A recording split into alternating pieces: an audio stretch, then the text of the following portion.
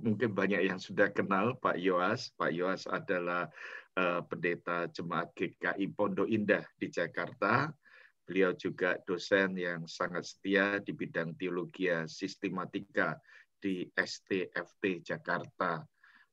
Dan selamat Pak Yoas, baru saja saya menyaksikan pengukuhannya sebagai profesor, guru besar, kasih, yang sungguh sangat memberkati bagi gereja-gereja Tuhan di tanah air, bahkan di luar negeri. Saya memang sudah lama mendoakan dan meminta Pak Yoas ini. Dengan kesibukannya, saya sungguh bersyukur sekali beliau boleh menyempatkan waktunya dan mengatur. Hari ini adalah hari besar, sebetulnya di Indonesia adalah hari kenaikan Tuhan Yesus Kristus ke surga, itu diperingati kalau di Indonesia. Kebaktian-kebaktian. Di Australia ini memang tidak dibiasakan, mimbarnya biasanya hari Minggu nanti dikhotbahkan. Biarlah ini juga boleh menjadi peringatan kita bersama-sama di hari kenaikan Tuhan Yesus. Dan di Indonesia mayoritas sedang merayakan Idul Fitri. Kita sungguh memohon damai sejahtera boleh naungi setiap saudara-saudara kita di tanah air. Mari kita berdoa bersama. Bapa kami di surga, kami sungguh bersyukur hari yang khusus Tuhan anugerahkan melalui webinar yang akan dipimpin oleh Bapak Pendeta Yoas. Kami sungguh bersyukur untuk anugerah Tuhan yang Tuhan berikan dan sesi yang akan disampaikan biarlah boleh memberkati setiap kami. Kami serahkan dari awal sampai selesainya pertemuan kami ini. Tuhan memberkati, berikan kelancaran melalui teknologi Zoom ini. Tuhan memberkati perjumpaan kami. Terima kasih Tuhan, kami bersyukur untuk semua peserta yang Tuhan sudah kirimkan untuk boleh bersama-sama kami bersekutu dan boleh belajar firman Tuhan. Dalam nama Tuhan Yesus kami berdoa mohonkan bersama. Amin. Amin. Ya, silakan Pendeta Yoas Adi Prasetyo. Iya, baik. Terima kasih banyak Pak Joni. Saya sangat bersyukur untuk kesempatan boleh berbagi dalam webinar ini, khususnya untuk tema yang tentu sangat penting bagi iman Kristen kita, yaitu Allah Trinitas atau Allah Tritunggal. Dan senang bertemu dengan Bapak Ibu sekalian yang sebagian wajahnya sangat familiar dan selalu bertemu. Ya. Kita akan membahas dalam 2 hari ini. Saya akan berbagi slide yang sudah disiapkan tentang Allah Trinitas, dan bagian yang pertama ini bicara soal bagaimana kita memahami Allah yang kita percayai. Nah, kalimat ini penting buat kita, Bapak Ibu Saudara, memahami Allah yang kita percayai. Itu berarti memang ordernya atau urutannya menjadi penting. Kita percaya dulu Allah itu, dan percaya yang dimaksud itu bukan hanya percaya bahwa Dia ada, tetapi kita engage dengan Dia yang kita percayai, dan dalam iman kita percaya bahwa iman semacam itu muncul karena anugerah yang menyelamatkan kita, bahkan anugerah itu membuat kita percaya.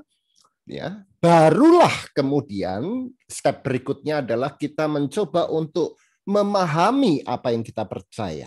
Nah, urutannya tidak bisa dibalik Bapak Ibu Saudara, karena itu sejak zaman Bapak Gereja diajarkan bahwa kita enggak berusaha memahami supaya kita percaya. Karena itu impossible. Tetapi kita percaya dalam arti tadi itu, yaitu mengimani sebagai wujud dari rahmat anugerah Allah itu, barulah dalam relasi dengan Dia yang kita percaya itu, kita memahami Allah itu. Ya, dalam beberapa tulisan kuno disebutkan credo ut intellegam. Credo, aku percaya, maka aku bisa paham. Dan tidak boleh dibalik. Intellego ut credam, aku ngerti makanya aku percaya. Enggak. Ya.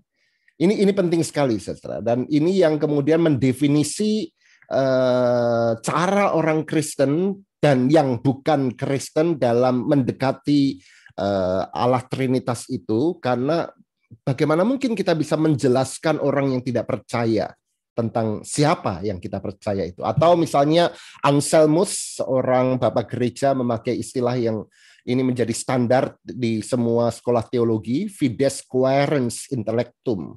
Iman itu mencari pemahaman, bukan pemahaman yang mencari iman, begitu ya. Nah, izinkan saya untuk mengutip dua teolog penting dewasa ini untuk memberi kita semacam introduction tentang Allah Tritunggal itu. Yang pertama adalah Miroslav Volf, dia seorang teolog evangelical ekumenis, katakanlah yang mengajar di Yale University. Dia mendefinisi atau menjelaskan Allah Trinitas itu begini ya. Saya akan terjemahkan.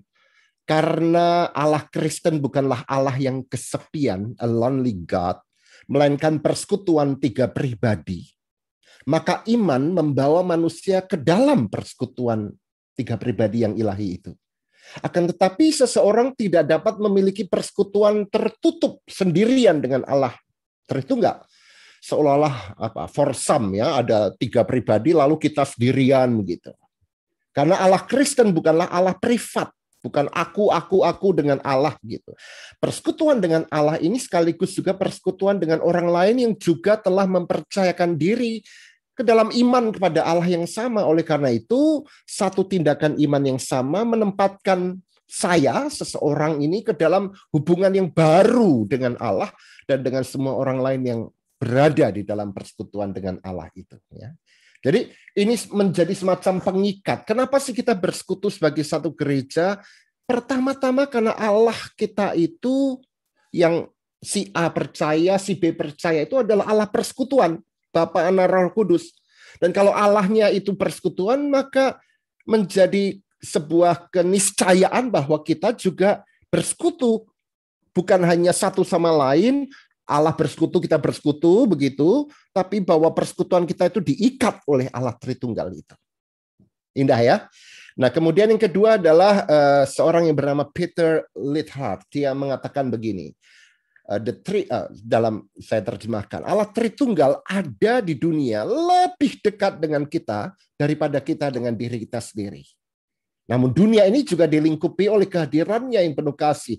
Jadi kita bukan hanya berada dalam dekapan Allah Tritunggal, tapi Allah Tritunggal ini melingkupi seluruh dunia dengan cinta dan kuasanya. Dia memiliki seluruh dunia di tangannya, bahkan saat dia mendiami seluruh dunia.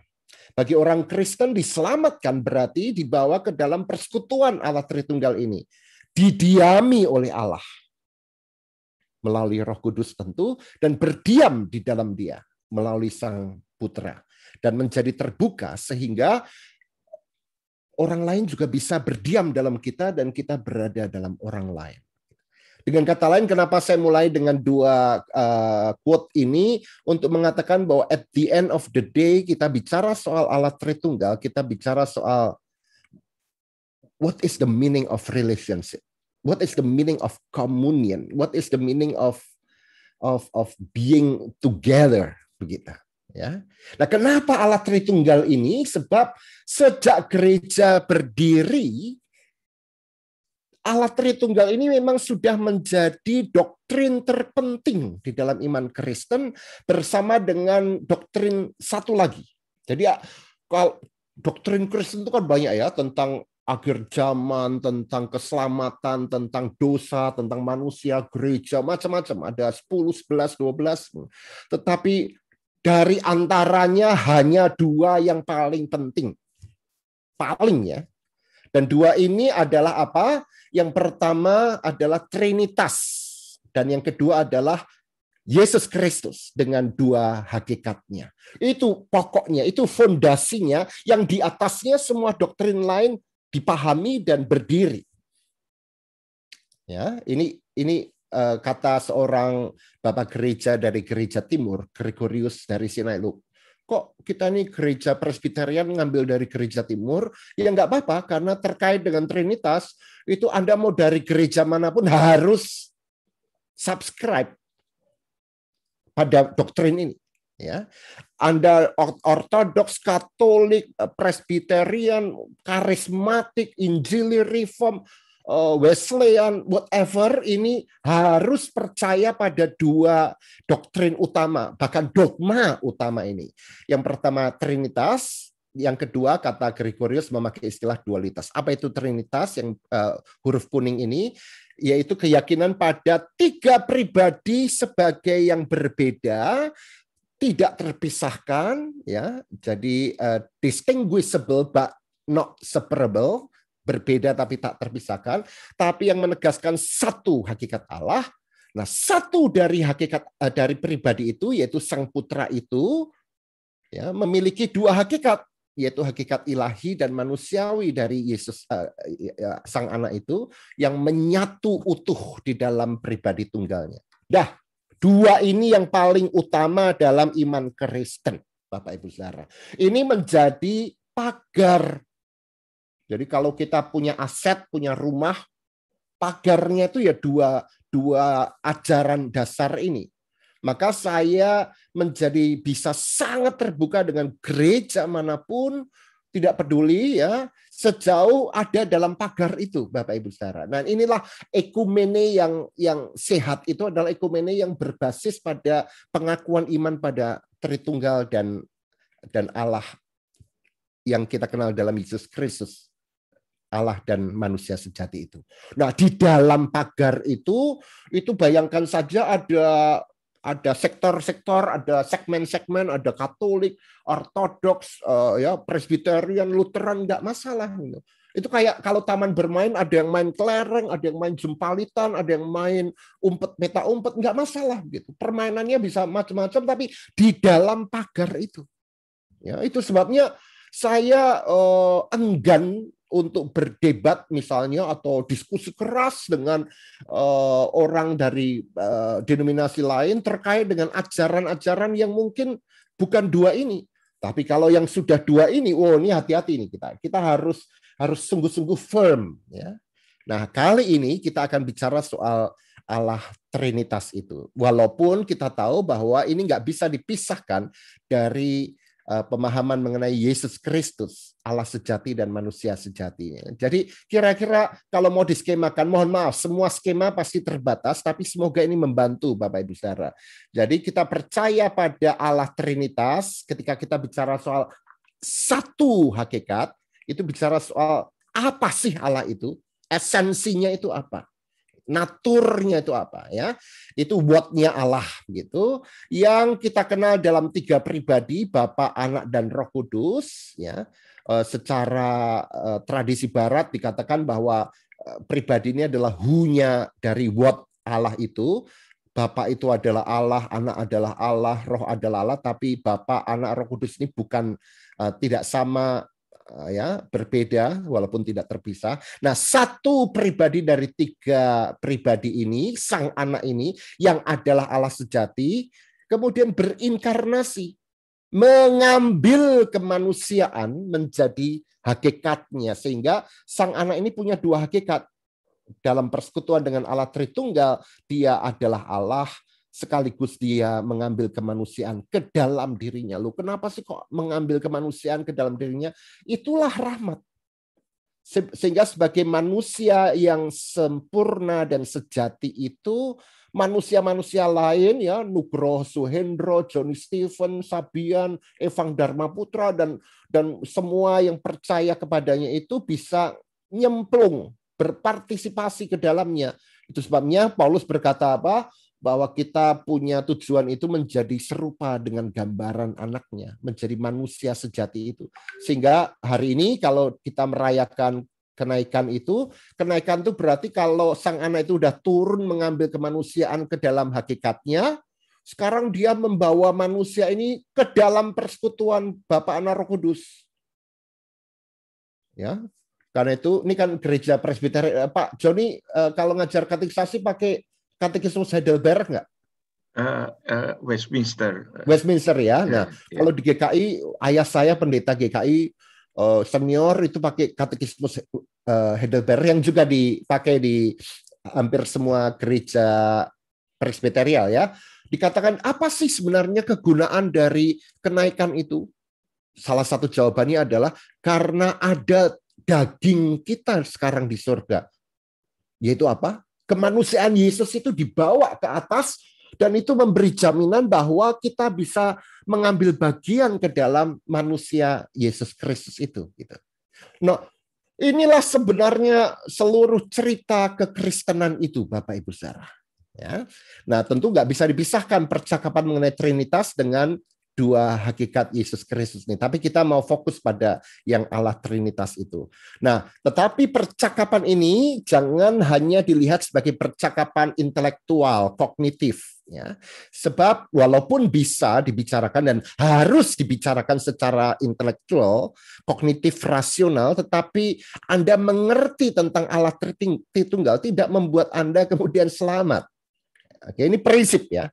Doktrin tidak menyelamatkan, tapi di dalam keselamatan yang sudah kita terima itu, kita mencoba memahami doktrin itu. Karena itu berkaitan dengan Allah Tritunggal, itu selalu ada 3 elemen yang, bahkan bukan hanya Allah Tritunggal, semua aspek Kristen itu punya 3 elemen. Ortodoksi, itu ajaran lurus, ortopraksis, perilaku lurus, ortolatria, ibadah lurus. Ketiga-tiganya harus lurus. Ya, sehingga nggak bisa kita ini cuman ajarannya lempeng tapi perilakunya sembarangan gitu ya. Atau perilakunya baik, orang Kristen baik, ajarannya baik, tapi ibadahnya ngawur, nggak bisa. Tiga-tiganya ini, nah inilah pertumbuhan, pengudusan orang Kristen itu melibatkan tiga-tiganya. Yang ortodoksi ini memberi kita terkait dengan Trinitas, tata bahasa iman, the grammar of faith. Kok bisa tata bahasa gimana sih? Ya karena kalau Anda berbahasa, ngobrol dengan orang misalnya bahasa Inggris, lalu tata bahasanya tuh kacau balau, orang nggak ngerti. Nggak bisa terjadi komunikasi. Ya. Nah, Trinitas setepatnya itu memberikan tata bahasa buat kita. Kita punya kosakata, kasih, damai, apalagi melayani, bersaksi, itu kosakatanya. Ya. Tapi kosakata itu dipakai dalam perilaku iman kita itu butuh tata bahasa supaya tertib, teratur. Nah, ketertiban itu adalah Allah Trinitas. Nah, besok kita akan membahas ini. Nah, yang ortopraksis, perilaku yang lurus ini menyangkut how to participate in the life and the mission of the Triune God. Gimana sih kita bisa nyemplung ke dalam persekutuan dan misi dari Allah yang mengutus Yesus Kristus dalam kuasa Roh Kudus. Itu akan membuat kita harus menyesuaikan gaya hidup kita sesuai dengan gerakan Allah mencintai dunia ini. Dan ortolatria memberi kita semacam spiritualitas begitu ya. Nah, bicara soal Allah Trinitas, Bapak Ibu Saudara, tentu kita harus berhadapan sebagai orang Indonesia, dalam konteks Indonesia, benturan pertama adalah dengan orang-orang Muslim yang percaya pada monoteisme, Allah itu Esa, la ilaha illallah, ya. Dan selalu ada tuduhan bahwa kita percaya pada 3 Allah, dan tentu dengan mudah kita menolak itu sebab Alkitab yang kita percaya menegaskan bahwa kita percaya pada Allah yang Esa. Bukan hanya PL ya, kalau PL itu jelas. Yudaisme itu Ulangan 6 ayat 4 misalnya, Shema Yisrael Adonai Elohenu Adonai Ehad. Dengarlah hai Israel, Allah itu Tuhan kita, Allah itu Esa, itu jelas sekali ya. Di Yesaya 44 dan seterusnya dan sebagainya. Tetapi kalau kita lihat di dalam perjanjian baru juga banyak sekali muncul pengakuan-pengakuan bahkan dari mulut Yesus sendiri begitu. Ya. Bahwa Allah yang kita percaya adalah Allah yang Esa. Ya. Tapi pertanyaannya adalah bagaimana memahami keesaan itu. Nah, disitulah kita kemudian berpisah jalan dengan Yudaisme dan Islam dalam hal ini. Karena kita kemudian memahami secara berbeda keesaan Allah itu.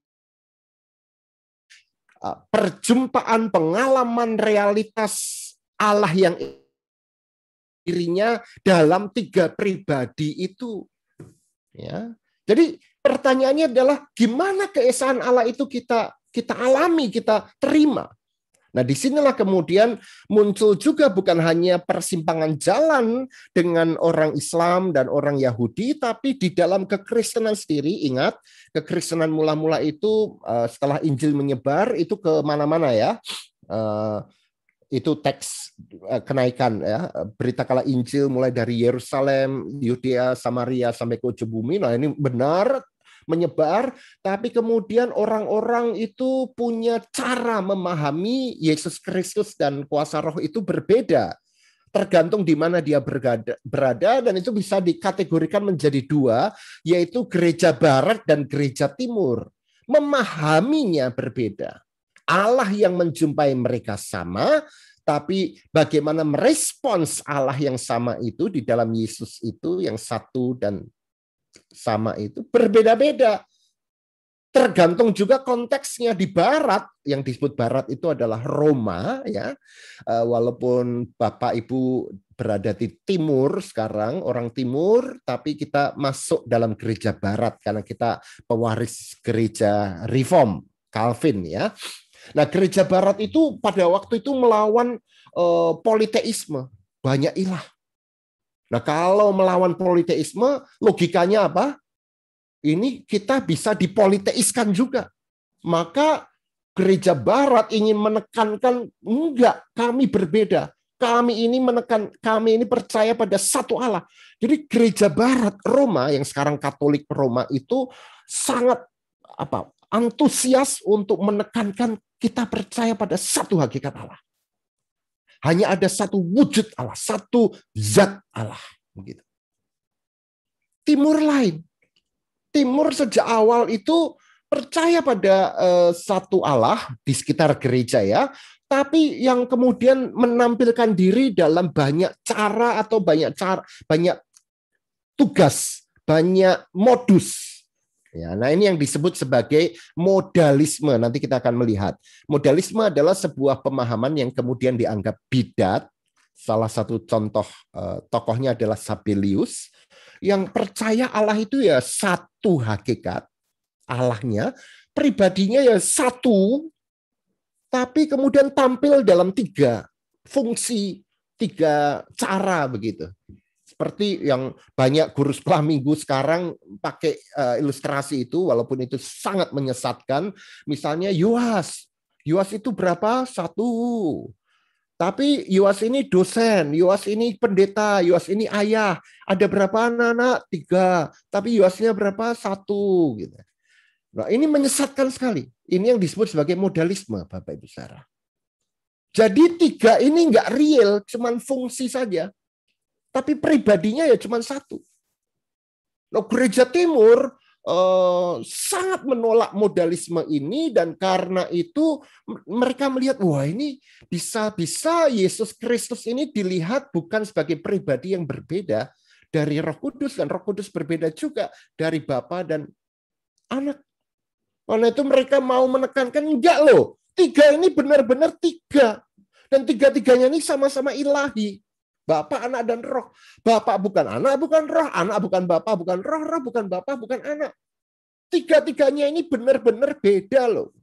Anda lihat, sejak awal Roma menekankan 1, baru mereka mikir gimana yang 1 ini dijelaskan sebagai 3. Gereja Timur menekankan 3, baru kemudian berpikir dan bergumul bagaimana yang 3 ini kita jelaskan menjadi 1. Nah, penjelasannya inilah yang kemudian menjadi berbeda juga, tetapi akhirnya mereka tiba pada sebuah kesepakatan ekumenis konsiliar iman, bahwa akhirnya kita percaya pada satu Allah dalam 3 pribadi, atau kita percaya pada 3 pribadi dalam kesatuan hakikat. Ya. Caranya berbeda. Karena gereja barat ingin menekankan satu Allah, wah ini yang ditekankan tuh bunderan tengah ini, Allah ini satu, ini senternya. Disinilah ditemukan kealahan itu. Ya. Ditekankan bahwa benar ini, Sang Bapa, Anak, Roh ini adalah Allah.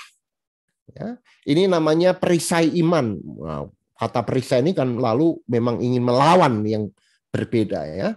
Tapi Sang Bapa, Anak, dan Roh ini bukan satu sama lain. Ya, Sang Bapa bukan Anak, Bapa bukan roh dan seterusnya begitu. Ya. Nah, ini cara gereja barat untuk menjelaskan. Apakah benar? Ya sangat benar. Tapi apakah memadai? Nanti dulu. Ada persoalan di sini. Persoalannya apa? Persoalannya begini Bapak Ibu Saudara. Kalau ini yang kita pakai, ya, penekanan atau penegasan yang sifatnya positif itu ada pada hubungan pribadi dengan hakikat. Sang Bapa adalah Allah. Sang Anak adalah Allah. Roh Kudus adalah Allah. Ini positif. Tapi tidak dijelaskan hubungan positif antara Sang Bapa dengan Roh, hubungan positif antara Bapa dan Anak, dan seterusnya. Bisa kelihatan ya? Sebaliknya ketika diperlihatkan bagaimana hubungan Sang Bapa, Anak, dan Roh pribadinya, itu hubungannya itu negatif. Bapa bukan, Anak, Bapa bukan, Roh bukan gitu. Tapi nggak jelas loh. Kalau bukan lalu kayak apa? Itu nggak jelas.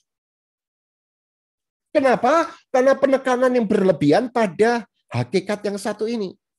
Nah, itu yang justru menjadi kelebihan gereja Timur. Gereja Timur justru menekankan, ingat, gereja Timur ingin mengatakan bahwa Bapa, Anak, dan Roh Kudus ini tiga pribadi yang sungguh berbeda, walaupun tidak terpisahkan. Dan karena itu menjadi bisa masuk akal kalau gereja Timur ini menjelaskan gimana relasi tiga itu. Dan kalau ada relasi, maka tiga-tiganya berbeda kan? Karena ada relasi begitu. Maka gereja Timur berbeda dari gereja Barat yang mencari kesatuan pada Allah sebagai hakikat. Gereja Timur mencari kesatuannya pada Sang Bapa. Sang Bapa inilah yang disebut Allah sejati itu, yang kemudian memperanakkan Sang Anak dan mengeluarkan Roh Kudus. Dan ini bukan satu peristiwa yang kemudian selesai sudah ya, tapi ini terjadinya secara kekal. Kenapa? Loh kok bisa kekal? Ya karena hakikatnya Bapa, maka hakikatnya Allah. Maka Allah itu tidak terikat waktu dan ruang, maka ya terjadi secara kekal. Inilah yang disebut sebagai prinsip monarki, monoarki. Sumber keilahian itu cuma satu, yaitu Sang Bapa. Dari dalam Sang Bapa itulah keluar Sang Anak, dan karena Anak ini keluar dari Bapa, maka keduanya satu hakikat. Roh Kudus ini juga keluar dari Sang Bapa, dan karena keluar dari yang adalah Allah ini, maka ya satu hakikat juga begitu.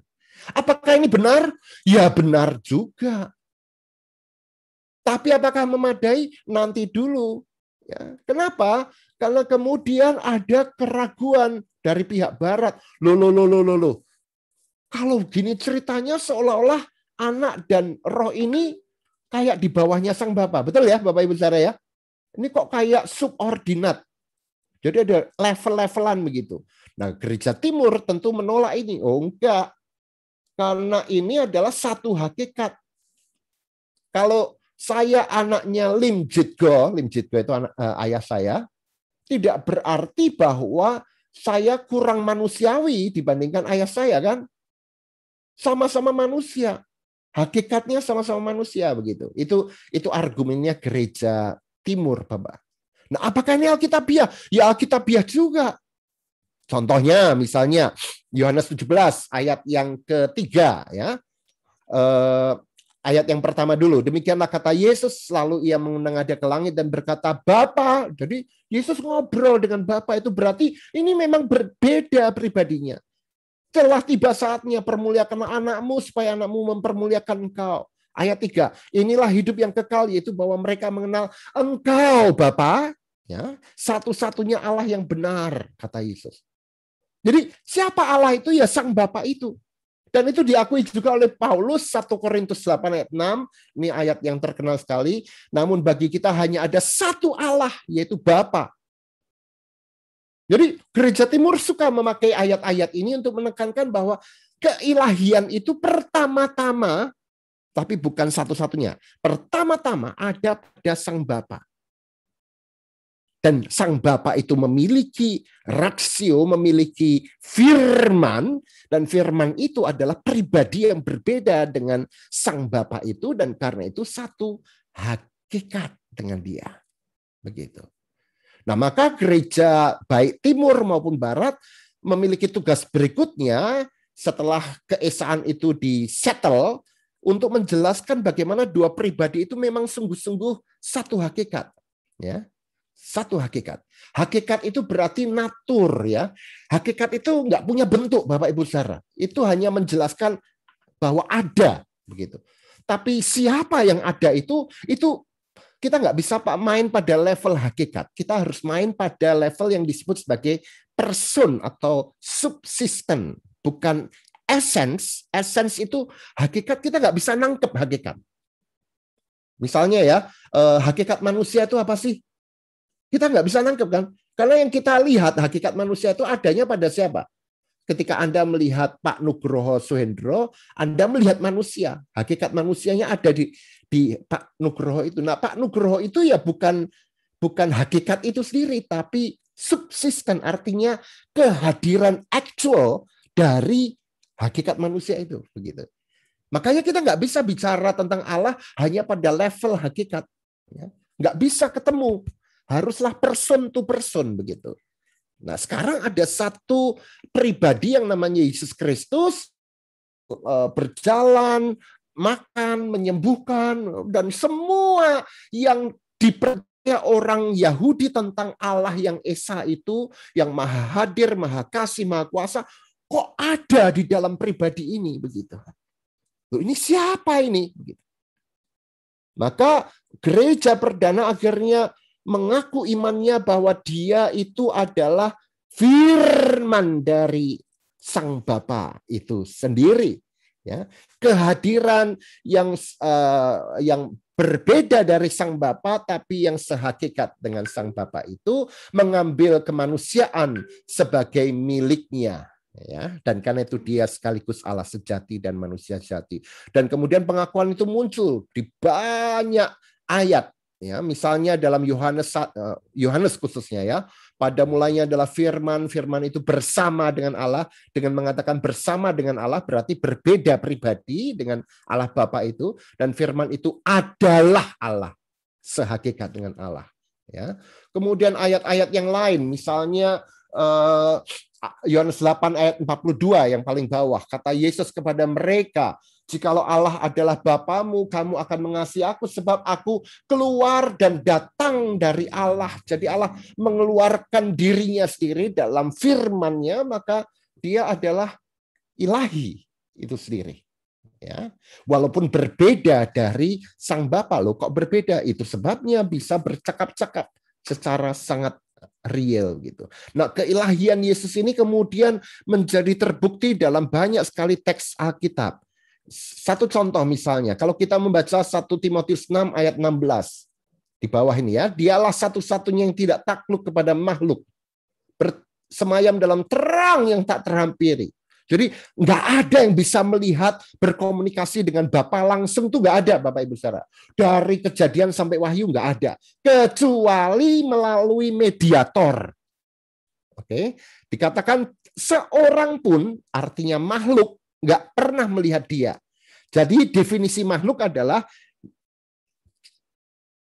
apapun, siapapun yang tidak bisa melihat Allah, itulah makhluk, ya. Dan memang manusia, makhluk tidak dapat melihat dia.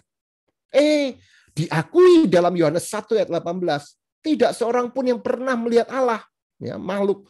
Tetapi anak tunggal Allah, yaitu Yesus Kristus, yang ada di pangkuan Bapa. Dan kalau dia di pangkuan Bapa, dia bukan cuma melihat Bapa, dia berada juga di dalam Bapa. Dialah yang menyatakannya. Itulah yang membuat kenapa dia disebut anak. Jadi jangan samakan ini dengan Maria kemudian memperanakkan Yesus. Itu Yesus sebagai manusia, ya, tapi Yesus Kristus disebut anak Allah karena dialah yang menyatakan Sang Bapa itu. Maka dengan pengakuan Yohanes 1 ayat 18 ini, Yesus bukanlah makhluk ciptaan karena dia yang bersama-sama dengan Bapa dalam kekekalan itu. Bukan hanya itu, bahkan penciptaan juga dilakukan oleh Allah melalui Sang Anak. Bahkan dijadikannya ciptaan ini, seluruh kosmos ini di dalam Sang Anak. Ya, ini ayat-ayatnya misalnya. di dalam Kolose ini, ya, Kolose 1 ayat 15. Ia adalah gambar Allah. Apa itu gambar? Yang menyatakan. Sekali lagi, dia disebut anak karena dia yang reveal, yang misteri, yaitu Allah Bapa itu. Dia adalah gambar Allah yang tidak kelihatan, yang sulung, lebih utama dari segala yang diciptakan, karena di dalam dialah telah diciptakan segala sesuatu. Jadi bayangkan bahwa sejak mula itu Allah menciptakan itu, wadah menciptakannya di mana sih? Di dalam sang anak. Dia itu wadahnya. Jadi sekali lagi Bapak Ibu, jangan pernah membayangkan Yesus Kristus itu hanya dia yang jalan-jalan di Nazaret, di Yerusalem, di Bethlehem, Galilea itu, ya. Karena itu adalah inkarnasi dari sang anak yang kekal. Nah, ketika kekal itu Allah menciptakannya wadahnya di mana? Ya sang anak itu. Begitu. Karena itu kalau Bapak Ibu pergi ke Turki, ke Istanbul, di sana ada yang sekarang menjadi museum, namanya Gereja Kora. Kora itu artinya wadah bahasa Yunani.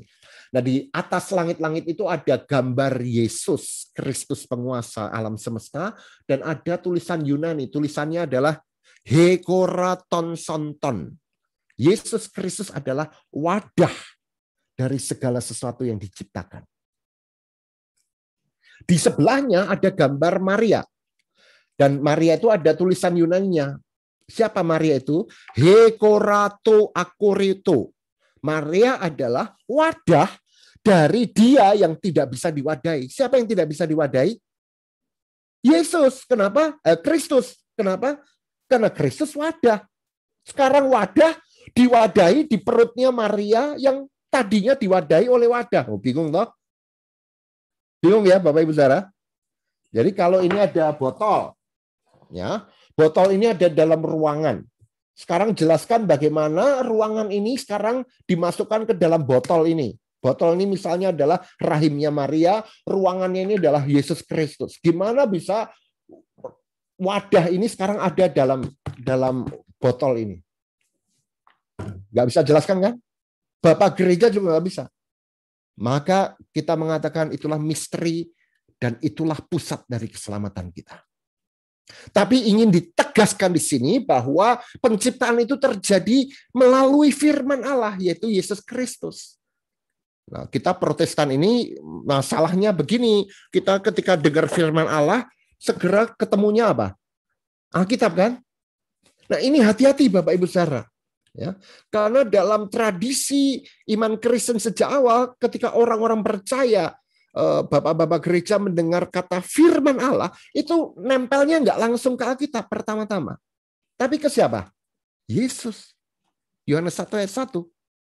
Pada mulanya adalah firman. Firman itu bersama dengan Allah dan firman itu adalah Allah. Ayat 14. Dan firman itu menjadi manusia. Jadi ketika umat percaya berkata firman, itu adalah Yesus. Kenapa? Kristus. Kenapa? Karena dia ada dalam Allah dan dikeluarkan. Berfirmanlah Allah. Berkristuslah Allah. Begitu. Maka Kejadian 1 ayat 3, 6, 9, 11 itu ketika Allah menciptakan, dia cara menciptakannya bagaimana?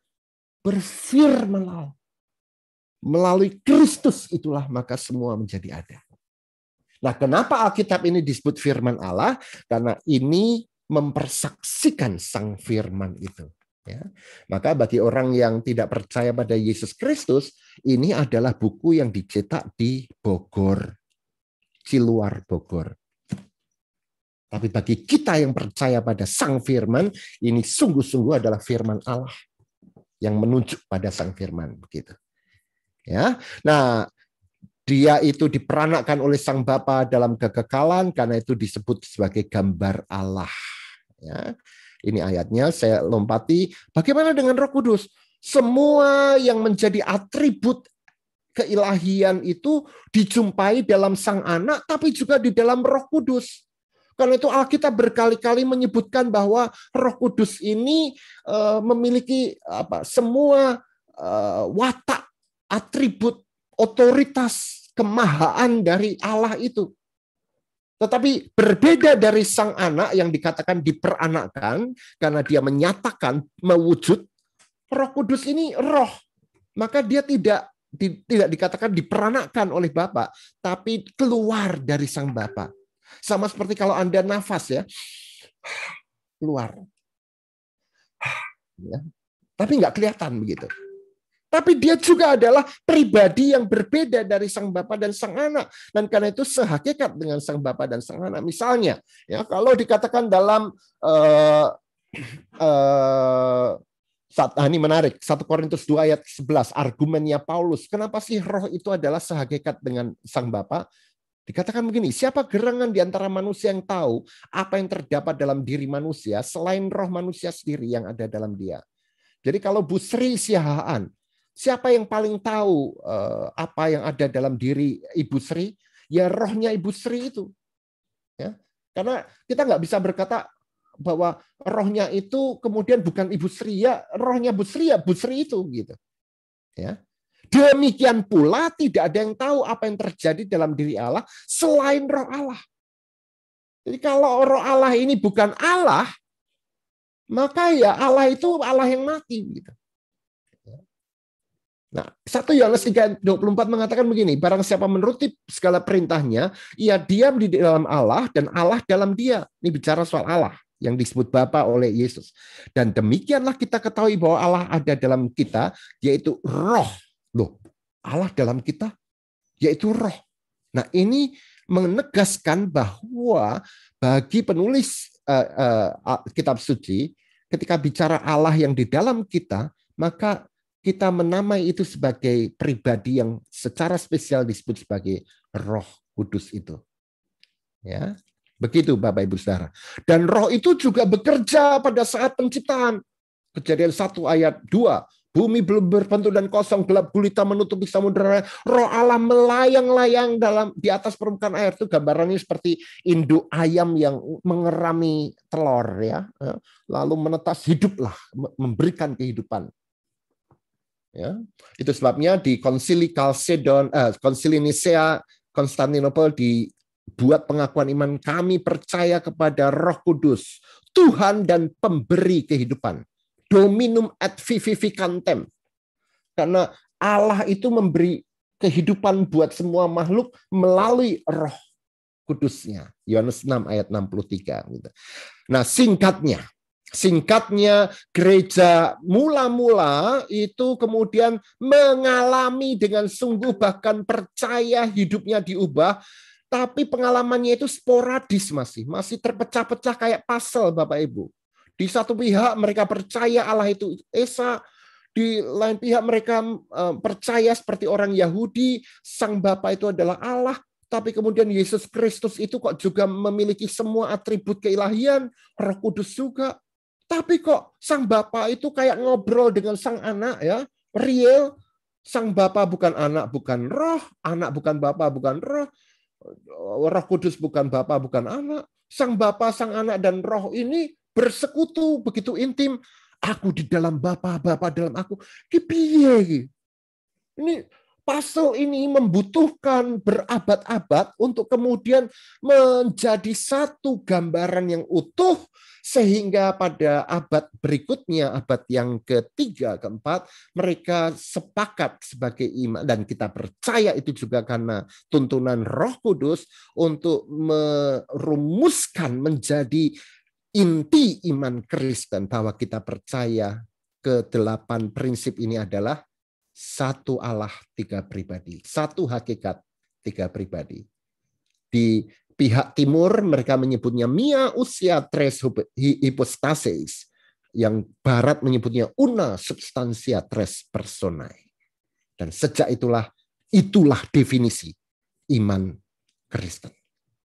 Ya. Nah, tapi Bapak Ibu Saudara, ingat ketika kita bicara soal Trinitas, gereja mula-mula, para murid Yesus dan muridnya murid itu mengalami Trinitas itu bukan sebagai olah spekulatif. Ya. Mereka nggak merenung-renung di mana sih Allah di atas itu kayak apa sih ya dalam persekutuan Bapa, Anak, Roh Kudus itu. Tapi mereka mengalami Allah Trinitas itu dalam hubungan dengan gereja, dengan umat percaya. Dan karena itu kita harus membedakan 2 cara menghayati Trinitas. Yang pertama adalah Trinitas imanen. Apa itu? yaitu Trinitas di sono tanpa hubungannya dengan kita. Bapa, Anak, Roh Kudus itu di dalam diri mereka tuh kayak apa sih? Apakah ini penting? Penting sekali. Tapi Alkitab tidak bicara pertama-tama tentang Trinitas imanen. Karena Alkitab ini ditulis sebagai orang yang mengalami Allah. Ya, maka yang kedua inilah yang menjadi dasar kita untuk mulai percaya, yaitu Trinitas ekonomia. Apa itu? Kita bicara tentang Bapa, Anak, Roh Kudus sebagai satu persekutuan yang mencipta, memelihara kita, menyelamatkan kita, menyempurnakan kita. Jadi kita hubungan Allah dengan kita itu kayak apa? Maka disebut Trinitas ekonomi. Kalau Allah pada dirinya sendiri itu Trinitas imanen. Nah, kedua-duanya ini penting untuk kita pelihara sama-sama. Dan cara membahasakannya berbeda. Ketika kita bicara soal satu hakikat, tiga pribadi, itu Trinitas imanen. Kan nggak ada kita kan dalam kalimat ini kan? Adanya ya Allah, satu hakikat, dan tiga pribadi. Itu Trinitas imanen. Tapi begitu ada kita, bagi dunia, bagi kita, maka tiba-tiba bahasanya berbeda. Bahasanya bahasa ibadah, Bapak Ibu Saudara. Segala sesuatu berasal dari Bapa, melalui Anak dalam kuasa Roh Kudus bagi kita. Dan dalam kuasa Roh Kudus melalui Anak dipersembahkan kembali bagi Bapa. Ini bahasa liturgis. Bahasa ekonomik. Yang satu itu kaku sekali, Bapa, Anak, Roh, ya. Tetapi yang ini menjadi begitu punya arti buat kita. Semuanya dari Bapa melalui Anak dalam Roh bagi kita, dan melalui Anak dalam Roh dipersembahkan bagi Bapa. Gitu. Jadi bahasa Trinitas yang kemudian sifatnya lebih ekonomik. Gitu. Ini dua cara yang harus kita hargai bersama-sama, Bapak Ibu Saudara. Ya. Nah, dalam bahasa Latinnya apatre ad patrem per filium in spiritu pro nobis atau pro mundus, ya, bagi dunia. Nah, berkat keyakinan yang sporadis ini dan kemudian diformulasikan menjadi utuh ini, kemudian kita punya cara untuk membahasakan siapa yang kita percayai itu, sehingga ada prinsip-prinsip penuntun yang perlu kita sepakati. Jadi, Bapak Ibu Saudara, kalau Anda mendengar ceramah, khotbah, apapun tentang Allah Trinitas, 9-9-nya ini harus cek. Ada satu yang berlawanan, Anda harus mulai warning. Ada yang salah ini, gitu. Ya, 9-9-nya harus cocok. Yang pertama, prinsip misteri. Apa artinya? Yaitu kalau kemudian doktrin Tritunggal itu menjadi begitu jelasnya sampai Allah itu kehilangan misteri, maka ada yang salah. Karena kalau Anda nggak mudeng ya, antara paham nggak paham gitulah ya, itu justru baik, Bapak Ibu Saudara. Ya, itu artinya masih ada pengakuan bahwa Allah itu melampaui akal budi kita. Doktrinnya bisa dijelaskan, tapi Allahnya sendiri masih selalu betapa dalam, betapa luas, betapa lebar, betapa tinggi. Tidak mampu kita memahaminya sepenuh-penuhnya. Ya. Jadi kalau Anda ini lalu menjadi orang Kristen yang wah simple ini, sini tak jelasin. Ya. Itu bukan Allah. Ya. Yang kedua adalah prinsip doksologis. Kalau Anda kemudian belajar tentang Allah Trinitas, kemudian hati Anda tidak menggelora, wow, ciamik ya Allah kita ini luar biasa. How great thou art. Ada yang salah, Bapak Ibu. Jadi semua ini harus mulai dan menuntun kita pada pengakuan dan nyanyian. Hormat bagi Allah Bapa. Hormat bagi anaknya, hormat bagi Roh Kudus ketiganya yang Isa, membuat kita makin mencintai Dia. Nah itu benar. Nah yang ketiga adalah prinsip keesaan. Jadi kalau ada sedikit aja indikasi bahwa ini kok seolah-olah ada 3 Allah, wah itu hati-hati. Dan nggak jarang loh pendeta ini terjatuh dalam prinsip yang menyalahi prinsip keesaan ini. Ada pendeta yang bahkan terkenal bisa-bisanya kemudian mengatakan begini, ya kita percaya pada Allah Bapa, Allah Anak, Allah Roh. Betul nggak? Menurut Bapak Ibu betul nggak? Allah Bapa, Allah Anak, Allah Roh. Mungkin pemahamannya benar, tapi kalimatnya jadi salah. Kenapa? Berapa kali Allah disebut? Allah Bapa, Allah Anak, Allah Roh. Berapa kali? 3 kali. Jadi kita percaya pada Allah Bapa, Allah Anak. Itu 3 Allah. Nah ini kemudian prinsip keesaannya bisa terlanggar. Ya, loh, ini kan cuma kata-kata gitu. Jangan bicara cuman, Bapak Ibu Saudara. Anda tahu konsili pertama yang disebut konsili Nisea itu membicarakannya itu cuma satu, urusannya itu cuma bukan kata, Bapak Ibu. Urusannya itu cuma satu huruf. Huruf apa itu? Huruf iota. I. Loh, kenapa? Ya karena gereja memahami bahwa Yesus Kristus itu homoousios. Apa homoousios? Homoousios itu artinya Yesus Kristus itu satu hakikat dengan Sang Bapa. Ada seorang penatua yang namanya Arius yang mengatakan, oh keliru itu. Yesus bukan homoousios. Yesus itu homoi. Ya, ousios dengan Bapa. Ini kan urusannya cuma I. Artinya apa? Kalau homoousios ini satu hakikat, homoiousios ini serupa hakikat, mirip hakikat. Jadi kayak tapi bukan. Jadi Yesus itu bukan Allah. Dan itulah gara-gara yang membuat kacau balau gereja mula-mula. Tapi kita juga bersyukur gara-gara itu juga kemudian kita bisa punya formulasi Allah Trinitas yang sehat itu. Jadi ini bukan cuma ya. Anda tahu pengakuan iman rasuli bahasa Latinnya itu apa? Simbolum apostolicum. Simbol. Jadi jangan berkata ini cuman simbol. Tidak ada cuman. Anda mengubah sedikit kata-katanya menjadi keliru, Bapak Ibu Saudara. Misalnya, aku percaya kepada Allah, Bapa yang Maha Kuasa, pencipta langit, dan kepada Yesus Kristus. Buminya enggak Anda munculkan. Jadi keliru enggak? Ya keliru. Ya. Jadi kata-kata itu penting, harus tertib. Yang keempat adalah prinsip kesetaraan. Sedikit aja ada dikatakan bahwa misalnya Yesus Kristus itu memang Allah, tapi Allah kecil. Di bawahnya Sang Bapa. Oh, ini ada yang salah. Harus diakui bahwa Bapa, Anak, Roh Kudus ini setara dalam hakikat, dalam kehendak, dalam otoritas, dan seterusnya, dan sebagainya. Tapi juga prinsip yang kelima adalah prinsip persekutuan relasional. Bahwa tidak pernah tiga-tiganya ini kemudian sendiri-sendiri. Tapi mereka selalu berada dalam sebuah prinsip. Satu di dalam yang lain. Dan Bapak Gereja punya istilah khusus. Namanya apa? Perikoresis. Mohon maaf untuk istilah yang aneh ini. Tapi ini paling penting dalam doktrin Trinitas.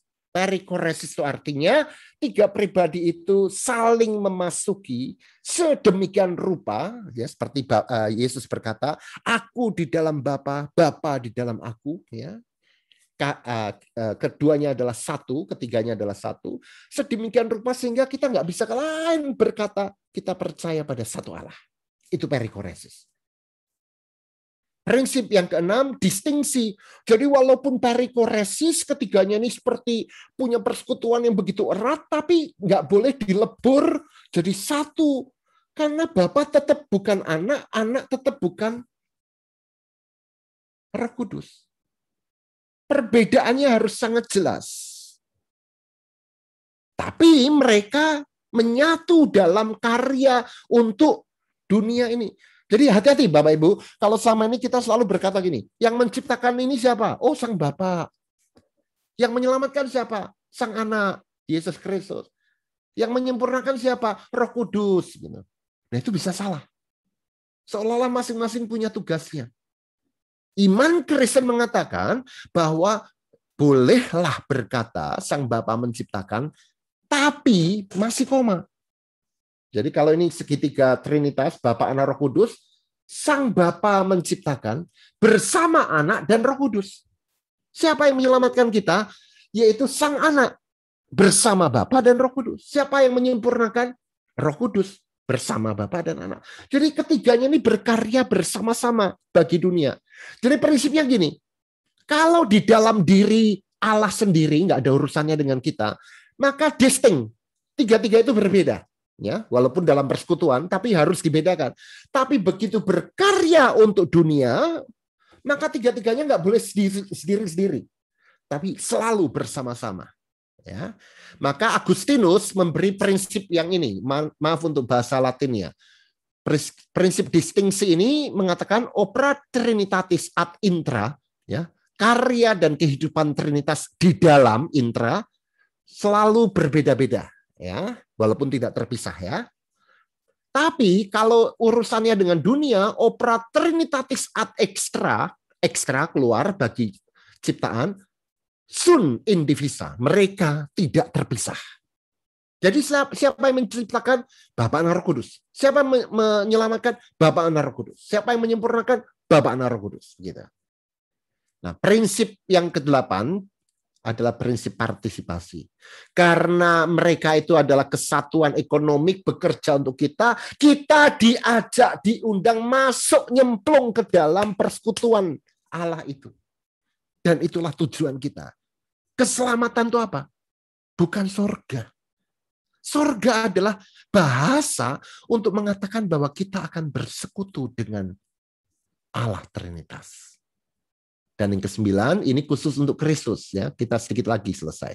Yaitu bahwa satu dari 3 pribadi itu, yaitu Sang Anak, memiliki 2 hakikat. Dan itu kedua-duanya, ilahi dan manusiawi itu, nggak boleh dikatakan bercampur sampai membingungkan. Iki sopo to iki, ya. Apalagi berubah, A bersatu dengan B jadi C gitu. Jadi seolah-olah Yesus ini ya bukan Allah, bukan manusia. Itu ditolak. Atau terbagi jadi 2, separuh manusia, separuh Allah, itu juga ditolak. Atau malah terpisah, itu juga ditolak. Jadi ketika Yesus mati di kayu salib, banyak pendeta yang menjelaskan, pada saat kematian itu, maka kealahannya keluar kembali, yang mati cuman manusia Yesus. Itu anti pengakuan iman Kristen. Yang mati itu siapa? Ya pribadi itu, Yesus Kristus itu. Gitu. Ya. Nah, 9 prinsip ini harus kita tekuni baik-baik, Bapak Ibu Saudara. Nah, besok kita akan melihat secara khusus prinsip yang ke-8, apa artinya ini buat kita secara praktis bagi hidup perkawinan, hidup apapun. Ya. Nah, karena inilah kemudian gereja punya panduan untuk menolak pemahaman-pemahaman yang berbeda ini. Ya. Pemahaman berbeda ini bisa ingin membela ketigaan, banyak ilah, politeisme atau triteisme, tolak. Atau yang ingin membela kesatuan, tapi kesatuannya tidak trinitaris. Misalnya apa? Arianisme, ini bidat pertama ya, yang mengatakan Yesus itu bukan, Kristus itu bukan Allah, itu cuma ciptaan. Gitu. Atau yang disebut modalisme, sabellianisme, apa itu? Yang saya jelaskan tadi. Allah itu cuma satu, ya, satu pribadi, cuma fungsinya beda-beda. Ya, wah itu banyak ilustrasinya. Ya, matahari, ada mataharinya, ada sinarnya, ada panasnya. Atau yang sekarang lagi rame, oneness. Bapa, Anak, Roh Kudus ini nama yang berbeda, tapi tiga-tiganya adalah satu, yaitu Yesus Kristus. Nah, sebagian gereja membaptis dengan rumusan oneness ini. Aku membaptis engkau dalam nama Allah, Bapa, Anak, dan Roh Kudus, yaitu Yesus Kristus. Oh, ini kan aneh. Bapa, Anak, Roh Kudus 3, yaitu Yesus Kristus. Begitu. Atau unitarianisme. Hanya ada satu, yaitu Bapa, yang adalah Allah, Anak itu ciptaan, Roh itu mbuh, itu kuasa saja, gitu ya. Atau parsialisme itu Trinitas itu memang 3, tapi sepertiga plus sepertiga plus sepertiga menjadi satu. Jadi pada dirinya Allah, Bapa itu ya cuman sepertiga Allah, Anak sepertiga Allah, Roh sepertiga Allah, begitu. Nah ini pengantar yang sangat pengantar Bapak Ibu Saudara, karena di kuliah saya ini 1 semester untuk Allah Trinitas saya harus merangkum dalam 1 jam ya. Jadi ya mohon maaf untuk ketidakjelasan, tapi kita bisa bicarakan lebih lanjut. Begitu Saudara Sabian yang akan memandu percakapan kita. Baik, terima kasih Pak Yowas untuk upayanya menolong kita mengerti Allah yang hebat itu. Ya, Bapak Ibu Saudara sekalian, pasti ada pertanyaan, ada yang bingung. Kalau bingung, ada mau tanya, Bapak Ibu bisa di handphone atau di laptop itu ada tombol reaction. Bapak Ibu bisa pilih angkat tangan, nanti saya unmute. Atau Bapak Ibu bisa chat langsung juga ke saya atau ke Pak Yowas, diketik pertanyaannya.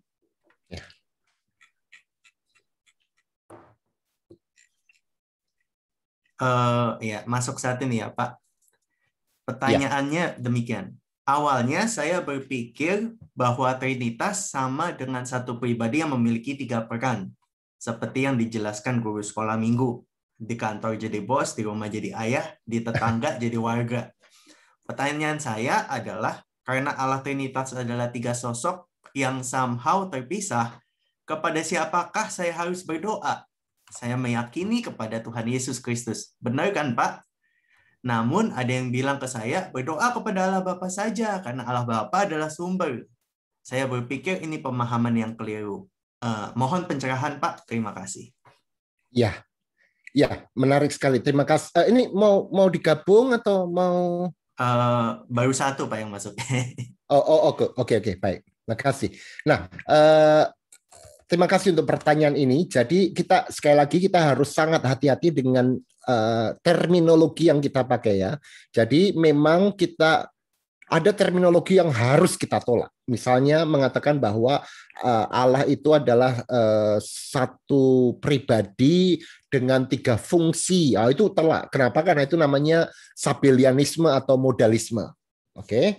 Nah, tetapi juga walaupun diakui bahwa Trinitas itu adalah satu hakikat atau satu Allah dalam 3 pribadi, tapi 3 pribadi itu tidak seperti yang saudara tadi katakan, 3-3-nya itu terpisah. Tidak. Mereka tidak terpisah. Mereka berbeda, iya. Tapi tidak pernah terpisah. Kalau terpisah itu seolah-olah kemudian bisa ada titik di mana sang anak itu tidak berkoneksi dengan Bapa dan anak dan Roh gitu ya. Tapi mereka dalam persekutuan kekal. Persekutuan kekal yang dinamis gitu ya. Mungkin ada bagi mata iman kita yang fana ini, ini kok jauh nih. Misalnya Eloi lama. Jauh ya. Tapi tetap dalam persekutuan ya. Anda bisa melihat ya, kalau relasi itu bisa kadang mung gitu ya. Sangat tapi tetap dalam kesatuan gitu. Karena itu banyak penulis Kristen yang mengikuti babak gereja yang menggambarkan persekutuan itu seperti dancing. Ya, kata perikoresis dari kata kore, ya, kora, itu dari situlah muncul kata koreografi. Ya. Dinamik sekali persekutuan itu seperti koreografi, seperti divine dance, gitu. Ya. Nah, maka tidak terpisah. Ya. Nah, maka pertanyaannya kepada siapa? Ya, doa itu adalah kepada Allah. Titik. Nah, tapi kita kan harus berdoa sebagai pribadi kepada pribadi kan. Maka berdoa itu kepada siapa? Ya kepada ketiga pribadi ilahi itu. Tapi kita memiliki Saya share dulu. Kita memiliki gramatika berkat yang tadi itu. Mana yang tadi? Nah, ini. Ya, gramatika iman kita kan gini, semua dari Bapa melalui Anak dalam kuasa Roh dan dipersembahkan kembali pada Bapa. Jadi kita ini berdoa kepada siapa? Kepada Allah yang disebut Bapa oleh Yesus Kristus, tetapi itu semua kita lakukan melalui Anak dalam kuasa Roh. Itu definisi doanya. Kita berdoa kepada Allah yang disapa Bapa oleh Yesus Kristus melalui Anak dalam kuasa Roh. Nah, melalui Anak inilah yang kemudian kita sebut kita berdoa dalam nama Yesus Kristus. Dalam nama Yesus Kristus itu punya arti satu, bahwa kita nggak bisa direct langsung kepada Bapa. Nggak bisa, karena begitu dia misteri, dia tak bisa diseberangi begitu ya, kecuali melalui Anak. Loh, kalau gitu melalui Anak itu gimana? Yesus sendiri berkata, ketika dia berkata, akulah jalan, kebenaran, dan hidup, tak seorang pun sampai pada Bapa jika tidak melalui aku. Lalu Filipus bertanya, udahlah gimana ini, tunjukin Bapa itu. Wow, Yesus kemudian jengkel. Filipus, kamu udah bersama dengan aku lama, kamu nggak tahu juga. Kamu melihat aku, kamu melihat Bapa. Gitu. Ya. Yesus menampilkan Sang Bapa itu dalam dirinya sendiri. Itu artinya kita berdoa dalam nama Yesus Kristus. Gitu, ya. Nah, maka kita berdoanya pada siapa? Bisa saja karena ketiga pribadi ini memang tiga pribadi, ya Anda berdoa pada siapapun bisa, pada Bapa bisa, pada Anak bisa, pada Roh bisa, dan gereja memungkinkan itu. Misalnya ya, pada saat Pentakosta kita suka berdoa, ya Roh Kudus, ya datanglah ya Roh Kudus, baharuilah kami ciptaanmu. Ngomong ke Roh Kudus bisa. Tapi selalu dalam gramatika bahwa roh ini, kita ngomong pada roh itu dalam kesatuan dengan Bapa dan Anak. Kita ngomong ke Yesus boleh nggak? Ya boleh juga. Ya. Tapi selalu ingat bahwa dalam kesatuan dengan Bapa dan Anak. Tapi formulasi yang paling standar adalah kita berdoa kepada Allah yang disebut Bapa melalui Anak dalam kuasa Roh Kudus. Nah, saya ingin memberi contoh. Misalnya ketika kita berkata begini ya, di dalam Markus 14 ayat 6, ya itu dikatakan begini, Yesus berdoanya begini, Bapak Ibu Saudara. Ya Aba, ya Bapa, tidak ada yang mustahil bagimu, ambillah cawan ini daripadaku, tetapi janganlah apa yang aku kehendaki, melainkan yang engkau kehendaki. Ini doa Yesus, ya, percakapan Yesus dengan Sang Bapa yang sangat real ketika dia mau mati ya. Ya Aba, ya Bapa. Yang ngomong siapa? Yesus kepada Sang Bapa. Tetapi kalimat ya Aba, ya Bapa, ini disebut doa Abba Father, itu kemudian dimungkinkan kepada kita untuk kita sebutkan kepada Bapa juga. Ya, di dalam Roma 8 ayat yang ke-15 dikatakan begini. Sebab kamu tidak menerima roh perbudakan yang membuat kamu menjadi takut, tapi kamu telah menerima roh, tadi kan ada Sang Anak dan Bapa ya. Nah, relasi anak dan Bapa yang disimbolkan dengan ya Aba, ya Bapa itu sekarang boleh kita ucapkan juga karena kita oleh kuasa roh menjadi anak Allah. Kita ini jadi anak Allah karena ada anak Allah tunggal yang namanya Yesus Kristus. Allah mengadopsi kita bersama dengan Yesus Kristus. Dan itu adalah karya roh. Sehingga karena roh itu, ya oleh roh itu kita berseru ya Aba, ya Bapa. Seolah-olah doanya Yesus ini menjadi doa kita. Begitu. Indah sekali bukan? Ya. Misalnya kemudian dalam Galatia 4 ayat yang ke-6. Dan karena kamu adalah anak, kenapa kita adalah anak? Karena berkat Sang Anak itu, kita diadopsi menjadi anak Allah, maka Allah telah menyuluh roh anaknya ke dalam hati kita yang berseru, ya Aba, ya Bapa. Jadi ini trinitaris sekali, doa yang trinitaris itu. Jadi dengan kata lain, doa itu kepada Bapa dan itu dimungkinkan karena Sang Anak pernah berdoa ya Aba, ya Bapa itu. Bersama dengan Yesus Kristus itulah kita berdoa pada Sang Bapa melalui kuasa roh. Begitu. Ruwet ya? Iya, thank you Pak Yowas. Jadi kita doa boleh ke siapa aja, tapi pemahamannya harus ngerti, maka tidak terpisah begitu ya. Luar biasa. Satu kalimat dulu, satu kalimat. Mohon maaf, Sabian.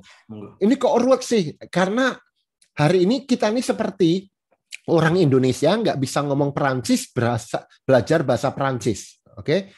Kalau Anda belajar bahasa Perancis satu kursus 1 jam, Anda tiba-tiba pulang bisa bahasa Perancis nggak? Tidak bisa lah. Ya. Tapi coba Anda lihat ke Perancis, ke Paris, kemudian Anda lihat anak usia 5 tahun, itu tas-tisus nggak ngomong Perancisnya. Buat kita ruwet toh, tapi buat anak itu ya udah setiap hari. Mau pakai tenses ini, mau pakai gendernya feminin, maskulin nggak, karena udah otomatis. Nah, Trinitas itu kayak bahasa buat kita. Nah, kalau kita nggak pakai bahasa itu terus, ya au gitu. Gitu. Nah, bahasanya dipakai di mana? Ibadah, doa. Gitu. Nah, itu besok kita akan bahas. Oke, iya. Ya. Thank you, Pak. Ya, Bapak Ibu sekalian, barusan Pak Yowas ada membagikan PDF-nya. Jadi Bapak Ibu kalau ke kolom chat bisa di-download PDF-nya, itu slide kita hari ini. Pertanyaan berikutnya nih, Pak. Iya. Karena kita begitu terbatas, memahami konsep seperti ini sungguh masih merupakan tantangan. Ya. Apakah keselamatan kita akan hilang bila pemahaman kita mengenai Trinitas belum sempurna atau masih salah? Pemahaman saya tidak, karena Tuhan Yesus Kristus berfirman, percayalah kepadaku melalui ucapan dan di hati. Benarkah hal ini, Pak? Terus mungkin kalau saya boleh tambahin, kayak saksi Yehova gitu kan, salah juga, gimana? Iya. Ya, oke. Ini pertanyaan menarik sekali ya. Gereja Timur ya itu di Indonesia memang kurang populer, tapi itu gereja yang menurut saya satu dari bersama dengan gereja Katolik ya dan Protestan yang tradisional sangat memelihara doktrin Trinitas. Dan mereka bahkan sampai berkata barang siapa yang tidak percaya, ini percaya bukan paham ya, barang siapa tidak percaya kepada Allah Trinitas dan Kristus yang adalah Allah dan manusia, mereka tidak akan selamat. Percaya ya. Tapi itu tidak berarti bahwa barang siapa yang tidak paham tidak selamat. Enggak begitu.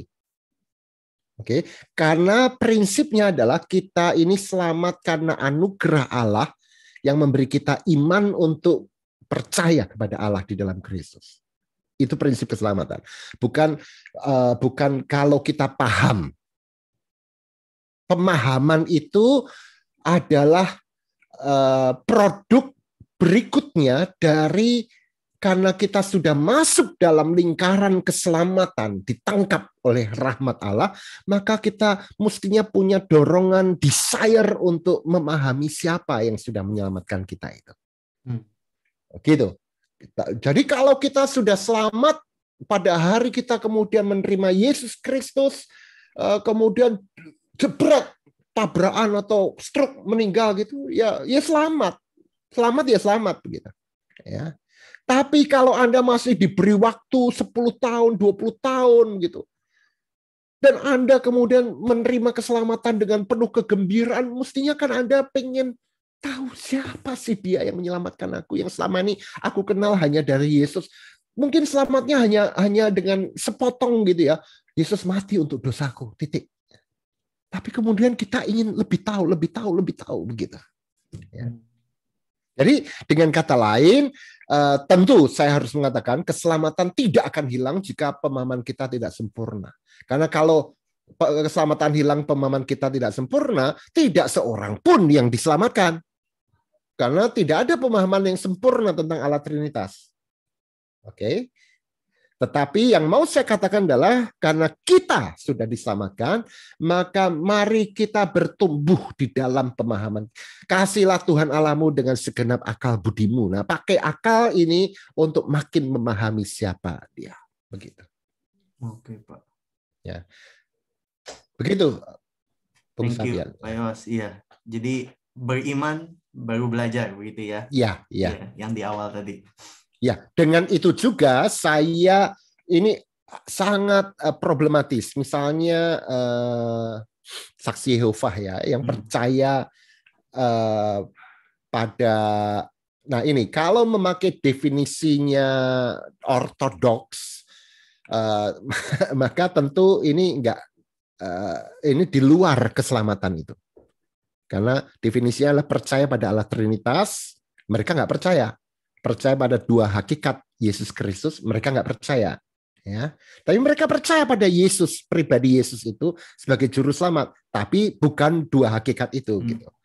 Maka saya selalu cenderung untuk tidak mau jadi satamnya Tuhan yang kemudian berkata, oh nggak selamat, gitu, ya. Saya lebih ingin mendoakan supaya rahmat Tuhan kemudian merangkul mereka, gitu. Sembari berkata, ya pemahaman itu salah gitu. Ya. Iya, Pak. Bingung, Pak. Tapi jadi kalau saya ketemu ya saya harus katakan ya sorry, kamu salah gitu. Okay. Tapi saya nggak, oh, kamu masuk neraka gitu. Itu bukan tugas saya. Thanks, Pak. Iya. Tugas saya adalah saksi, bukan hakim, bukan jaksa, bukan polisi yang nangkep-nangkepin, tapi saksi. Cakep. Iya. Ya. Sikapnya gitu ya, Pak. Ya. Thank you, Pak. Berikutnya nih, Pak. Pak Yoas, pada saat Tuhan Yesus mati di kayu salib, dia berteriak, Allahku, Allahku, mengapa engkau meninggalkan aku? Yang tadi. Apa ini mungkin terjadi pada satu hakikat 3 pribadi? Oh, ini menarik sekali. Ya, makasih. Yang pertama kita harus pahami yaitu bahwa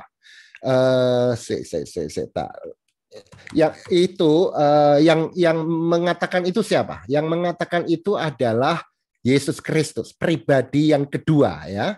Jadi yang mati di kayu salib itu bukanlah 3 pribadi. Pribadi yang kedua yaitu Yesus Kristus. Oke. Nah, tetapi kita harus memahami begini. Ketika Yesus berkata, Allahku, Allahku, mengapa engkau meninggalkan aku? Itu dia itu lagi ngapain sih?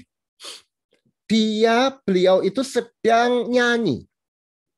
Orang Karo kalau sedang berduka, sakit, itu nyanyi, Bapak Ibu Saudara. Ratapan, lamen. Ya, karena orang Yahudi itu memang diajari dalam semua peristiwa mereka berrelasi dengan Allah melalui banyak cara, salah satunya adalah dengan menyanyi. Apa yang dinyanyikan? Mazmur, Bapak Ibu Saudara, Mazmur 22. Nah, itu kita harus memahaminya dalam konteks Mazmur 22. Mazmur 22 itu ngomongnya apa sih? Ayat 2 ya. Allahku, Allahku, mengapa engkau meninggalkan aku gitu. Nah, ini yang didengar oleh orang di sekitar salib itu. Ya, Yesus nyanyinya nggak kayak di konser yang indah gitu, tentu dalam kesakitan. Itu ngomong apa sih ini? Jadi nggak terlalu jelas gitu ya. Tetapi kita harus ingat, Bapak Ibu Saudara, Yesus itu nyanyinya itu seolah-olah kok Allah meninggalkan dia, karena memang Daud di sana menyanyikan dalam kepedihan ya. Tapi ingat baik-baik, ini bukan cuma bait 2 tok yang dia nyanyikan, dia nyanyi terus gitu. Dan kalau Anda membaca Mazmur 22 seluruhnya, ini Allah kok meninggalkan dia. Nah, ini seringkali didoktrinkan keilahian Yesus itu keluar karena Allah nggak bisa mati, lalu cuma manusia yang mati. Kalau itu terjadi, itu pemahaman yang ditolak gereja karena melanggar prinsip Konsili Kalsedon. Tapi kalau Anda baca Mazmur 22 seluruhnya, nggak berhenti di situ loh. Ya, ini bicara tentang Yesus, kemudian betapa susahnya dia, ya, mereka mengepung dia dan seterusnya begitu. Segala tulangku dapat kuhitung, mereka membagi pakaianku di antara mereka, membuang undi, dan itu terjadi kan ya. Ya. Tetapi Tuhan janganlah jauh. Kalau yang di sini kan masih mengeluh ya, mengapa engkau meninggalkan aku gitu. Tapi di sini engkau jangan jauh ya Tuhan gitu. Terus gitu, kalau Anda baca ujung-ujung dari seluruh Mazmur ini apa? Ya, karena engkau aku memuji dan seterusnya. Ternyata Allah itu nggak meninggalkan dia. Sebab dia tidak memandang hina ataupun jijik. Ya. Dia tidak menyembunyikan wajahnya pada orang itu yang mendengar ketika orang itu berteriak minta tolong kepadanya. Kalau Anda baca dan teliti, akhirnya seluruh keluarga, seluruh bangsa Israel, bahkan seluruh bangsa-bangsa itu percaya kepada Allah. Dan kepadanya akan sujud menyembah semua orang sombong. Ya. Di hadapan ayat 30, di hadapannya akan berlutut semua orang yang turun ke dalam debu dan seterusnya sampai ayat 33. Mereka ya, ini kok hilang nih ya. Mereka akan memberitakan keadilannya kepada bangsa-bangsa yang akan lahir nanti sebab ia telah melakukannya. Anda ingat nggak? Apa artinya dia telah melakukannya? Dalam bahasa aslinya apa? Kalau mau di bahasa Inggris kan? It is finished. Sudah selesai, dia sudah menyelesaikannya. Itu di mana itu dikatakan oleh Yesus? Sudah selesai. Ada yang ingat nggak? Bapak Ibu ada yang ingat? Itu ucapan selanjutnya, ya kan? Dalam Yohanes 19 ayat 30, ucapan keempat adalah, Allahku, mengapa engkau meninggalkan aku? Lalu Yesus nyanyi terus sampai akhirnya di ayat yang terakhir itu, dia sudah melakukan sampai itu selesai. Dan selesainya apa? Ternyata Allah nggak tinggalkan dia. Dan ternyata semua orang justru percaya kepada Allah. Semua kembali pada Allah, menyembah Allah. Dan dengan itu, it is finished. Nah, it is finished itu yang didengar oleh penulis Yohanes, sehingga itulah yang dicatat versi Yohanes 19 ayat 30, ya. Dan di Matius itulah yang Matius berapa itu? 24, itulah yang dikatakan di awal ayat 1 itu, Allahku, mengapa engkau meninggalkan aku? Begitu. Dengan kata lain, kita tidak boleh mengatakan bahwa ketika Yesus mengatakan Allahku, mengapa engkau meninggalkan aku, itu the Trinity is broken. Karena Allah Bapa meninggalkan anak. Ya. Apalagi jangan pernah mengkhotbahkan atau berpikir, wah, ini Allah ini marah mematikan Yesus gitu. Itu nggak masuk akal buat saya. Loh, kalau begitu, ketika Yesus yang adalah Allah sejati, manusia sejati itu mati, Allah mati dong, gitu toh. Nah, kita harus sangat hati-hati memakai bahasanya di sini, Bapak Ibu Saudara. Allah bisa mati nggak? Kalau kita bicara soal hakikat Allah itu hakikatnya apa? Dia itu salah satunya adalah tidak bisa mati. Ya. Itu hakikat ya, kalau bicara hakikat ya. Nah, tapi yang mati itu siapa? Kita ingat ada satu hakikat. Dalam satu hakikat itu ada 3 pribadi, betul? 3 pribadi. Nah, satu dari 3 pribadi itu yaitu Sang Anak. Jadi yang mati itu Allah atau Sang Anak yang adalah Allah. Yang mati adalah Sang Anak itu. Yang sekaligus manusia dan Allah. Jadi pribadi yang sedang kita bicarakan, bukan hakikat. Jadi kita nggak bisa berkata Allah mati. Karena itu hakikat. Yang mati adalah Yesus Kristus yang adalah pribadi. Di situ jelas ya. Jadi yang lahir itu siapa? Bukan Allah jadi manusia.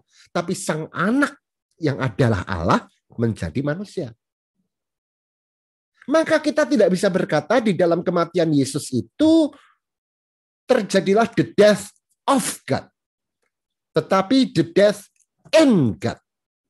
Sebab dengan kematian Yesus Kristus, Allah Sang Bapa itu mengambil kematian anaknya ke dalam dirinya, maka tidak pernah terpisah. Ya. Dan kemudian dengan kuasa cinta itu jugalah yang membangkitkan dia. Sehingga dengan itu, justru itu adalah titik paling intimate. Sebab dengan kematian Yesus Kristus, kematian Anda semua itu berpartisipasi dalam kematian Yesus dan dirangkul oleh Allah Sang kehidupan itu. Dan itu the most intimate moment. Bukan the most separate moment dalam diri Allah. Dan itu yang membuat saya menjadi begitu terpukau. Wow, dalam kematian Yesus 3 hari itu justru itulah yang paling intimate, di mana Allah merengkuh kematian ke dalam dirinya dan kemudian membangkitkan Sang Anak itu. How great thou art. Gitu, Sabian. Luar biasa. Saya kagum benar, Pak. Jadi pribadinya yang meninggal, yang mati ya, Bapak Ibu. Ya. Bukan Allahnya yang mati. Dan kita nggak bisa mengatakan Yesus itu punya pribadi manusia. Nggak bisa. Hakikat. Yesus punya hakikat Allah dan hakikat manusia. Pribadinya ya satu, pribadi Sang Anak itu. Betul, betul. Ya. Belajar grammar. Sorry untuk keketatan bahasa yang harus kita pakai ya. Betul. Karena ini soal bagaimana bahasa itu mencerminkan ketertiban kita memahami. Betul. Nanti jadi bidat Bapak Ibu ya. Ya, pertanyaan berikutnya tadi sudah disampaikan mungkin di awal, tapi ada beberapa Bapak Ibu juga yang datang belakangan. Jadi mungkin bisa dijelaskan singkat, Pak. Mengapa terjadi dua pemahaman gereja Barat dan Timur? Penyebabnya dan mana yang lebih dulu? Ya, tidak ada yang lebih dulu dan tidak ada yang lebih terkemudian, karena memang ketika Injil diberitakan, kalau mau duluan ya tentu duluan Timur, karena di Timurlah pertama-tama Injil muncul ya. Kekristenan itu bukan agama Barat sebenarnya, tapi agama Timur. Tapi katakanlah sejak abad-abad pertama, abad ya kedua, ketiga itu ya sudah sedemikianlah adanya kekristenan. Sudah ada Barat dan Timur. Nah, perbedaannya memang terletak pada konteks di mana mereka memahami filsafat yang mengasuh para bapak gereja itu, sehingga memang berbedalah cara mereka menghayati, sekaligus tantangannya berbeda. Seperti yang saya jelaskan tadi, di gereja Barat tantangannya adalah politeisme. Sehingga mereka mau mengatakan bahwa Allahnya orang Kristen itu 3 gitu. Ya, sama seperti kami, ditolak. No. Kami punya satu Allah gitu. Tantangannya gereja Timur adalah mereka monoteis, bukan mereka itu gereja ya, tapi dunia sekitarnya, tapi modalis. Modalis itu ini cuma satu pribadi kok. Ya, satu pribadi, tapi 3 fungsi begitu, ya. Itu ditolak juga. Nah, ini benar-benar 3 pribadi yang berbeda. Nah, sekarang coba Bapak Ibu lihat, kalau di Indonesia itu kira-kira lebih cocok gereja Barat, di Indonesia yang konteksnya Islam, ya, konteksnya Islam, itu lebih yang Timur atau yang Barat? Timur ya. Kalau saya mau analisis secara sangat umum ya, ketika Injil masuk beberapa abad yang lalu, itu kan ke suku-suku ya, betul? Suku-suku yang punya banyak ilah gitu kan. Maka Barat itulah yang subur di Indonesia. Gitu. Tapi sekarang konteks kita itu apa? Islam. Dan Islam itu kan monoteis, betul? Monoteis. Sehingga sebenarnya kalau saya harus mengatakan, buat konteks kita sekarang, ini Anda belajar Trinitas gaya Timur itu akan sangat membantu. Daripada yang Barat. Karena telisipan jalan sama pemahaman Barat. Itulah sebabnya kenapa sejak saya kemudian studi S3, saya harus belajar bapak-bapak gereja Timur. Karena konteksnya adalah counterpart kita, lawan bicara kita adalah Islam yang monoteis satu gitu. Jadi harus ditekankan ketigaan itu. Nah, strategi gereja sebelumnya, gereja kita berpuluh-puluh tahun keliru. Ketemu sama Islam, 3-nya itu disimpan di belakang. Lalu yang ditonjol-tonjolkan keesaan gitu. Ya keliru lah. Demi dialog. Loh, dialog yang sehat itu bukan cari kesamaan, Bapak Ibu. Konflik itu terjadi justru karena sama. Ya toh? Anak saya dua-duanya konflik karena sama-sama mainannya, sama-sama ruang makannya, sama-sama ibunya, rebutan. Agama mana yang paling sering konflik? Islam dan Kristen, Yahudi. Karena punya sama-sama banyak. Ya toh? Hindu dengan atau Buddha dengan Islam. Ya jarang, ya kecuali ada situasi yang non religius. Orang Madura dan orang Dayak nggak akan kelahi, beda pulau. Kecuali orang Dayaknya pergi ke, tadi saya bilang orang mana? Madura atau orang Madura ke Kalimantan baru kelahi gitu. Paus di Atlantik dengan gajah di Sahara nggak akan kelahi. Ya toh? Jelas ya. Jadi perbedaan itu justru sumber kebersamaan kalau ditonjolkan dan diakui dan dihargai. Jadi bertemu dengan Islam, menurut saya nggak usah cari-cari kesamaan, malah kelahi. Tunjukkan aja bedanya. Oh enggak, kami percaya 3 pribadi kok. Gitu. Tapi kami menghargai Anda. Dan tolong hargai kami.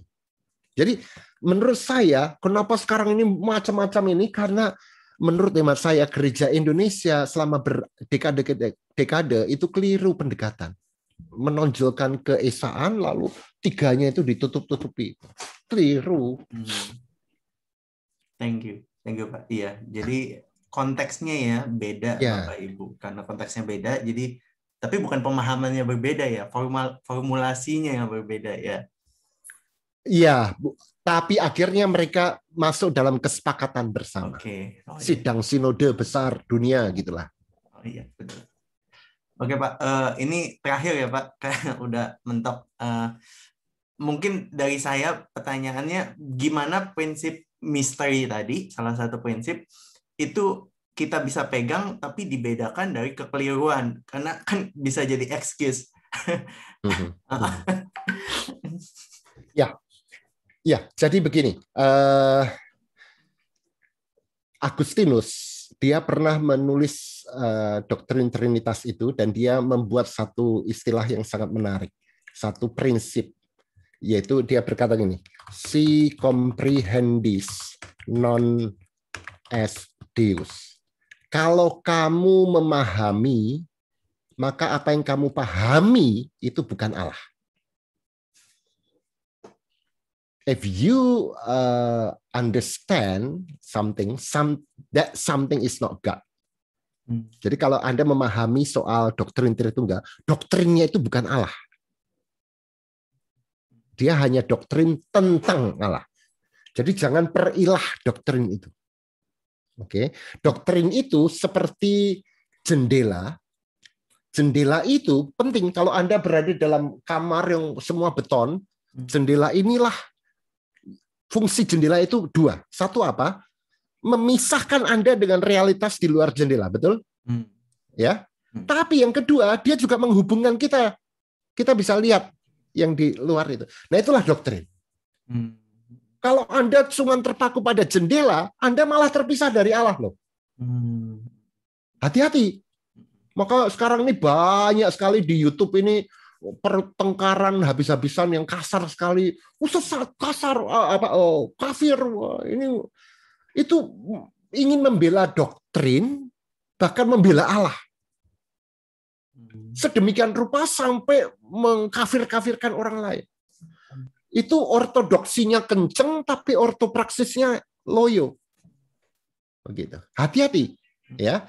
Maka doktrin tidak menyelamatkan. Tapi orang yang selamat, dia harus punya doktrin yang benar. Itu satu, ya.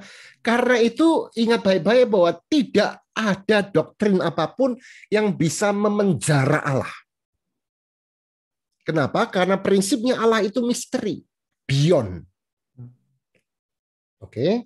Nah, maka kita harus paham dulu misteri itu apa sih? Misteri itu bukan problem. Problem is to be solved. Kalau Anda sudah bisa solve, problem hilang. Yang kedua, misteri itu bukan puzzle. Kalau Anda bisa selesaikan, maka puzzle itu selesai. Tapi misteri adalah sebuah realitas yang melampaui kita, yang hanya bisa kita dekati dengan 2 cara. Yang pertama dengan cinta kasih, dan yang kedua dengan iman. Itulah misteri. Nah, iman dan cinta itulah yang kemudian menuntun kita untuk makin lama makin memahami, tapi nggak akan pernah bisa sampai tuntas. Gitu. Nah, tapi ada pemahaman yang melenceng, karena kalau itu ke arah sana, Anda bisa nggak melenceng ke sono. Jadi sesat juga bisa, begitu. Nah, maka yang di sana itu memanggil kita. Lalu kita ke arah ke sana, tapi nggak akan pernah sampai sana sampai kelak lah. Ketika saatnya kita sungguh-sungguh disempurnakan bersama dengan Dia. Jadi kita perlu punya pemahaman yang benar, tapi pemahaman itu bukan Allah, gitu ya. Betul. Mendekati Allah dengan iman dan kasih. Gitu. Benar itu dalam arti kita ke arah yang benar. real yang benar. Ya. Jadi doktrin itu kayak petunjuk ya. Penunjuk. Itulah bulan ya. Tapi bukan bulan, jarimu bukan bulan. Jarimu hanya menunjuk ke bulan itu. Tapi kalau bulannya di sana, kamu nunjuk ke sana, ya keliru. Betul. Ya. Nah, doktrin yang benar adalah menunjuk dengan tepat bulan itu ke sana. Melenceng dikit, ya, melencengnya 1 derajat, kalau Anda terusin ya nggak sampai bulan. Benar Pak. Gitu. Pentingnya belajar Alkitab, ya, Bapak Ibu. Betul. Oke, thank you so much Pak. Saya kembalikan ke Pendeta Joni. Ya. Yoas, sangat memberkati dan ini sungguh istimewa sekali. Saya juga mendapatkan banyak pencerahan malam hari ini. Pak Yoas, masih ada 1 sesi besok malam dimulai jam 7 waktu Indonesia, pukul 16 jam 4 sore. Kita ikut serta kembali, Bapak Ibu, selamat datang. Ikutilah sesi yang berikutnya. Besok lebih praktis, Pak. Mohon maaf hari ini lebih mengawang-awang gitu ya. Iya, terima kasih Pak Arman memberikan jempol. Ya, makasih. Besok usahakan Bapak Ibu, kami sangat terbuka bisa undangan ini juga disampaikan pada teman-teman lain. Baik yang di Brisbane, yang di Melbourne, yang ada di Canberra, selamat datang juga. Dan juga ada yang dari Perth, kami sangat sungguh bersyukur. Dan dari Indonesia, ini banyak jemaat GKI Pondok Indah rupanya. Selamat datang Bapak Ibu. Besok kami akan lanjutkan dan ada sesi foto bersama untuk besok. Pendeta Gunung Maston, kesediaannya bisa tutup dalam doa untuk acara malam hari ini. Pendeta Gunung Maston adalah gembala dari gereja Presbyterian di Elwood, Pak Yoas. Oh iya. Mereka dan juga ada Pak Saat di sini, pendeta dari gereja GKIA. Ya, Tuhan memberkati Bapak-bapak, Ibu yang telah mengikuti webinar malam hari ini. Terima kasih. Silakan Pak Gunung. Baik, terima kasih Pak Yoas. Kasih.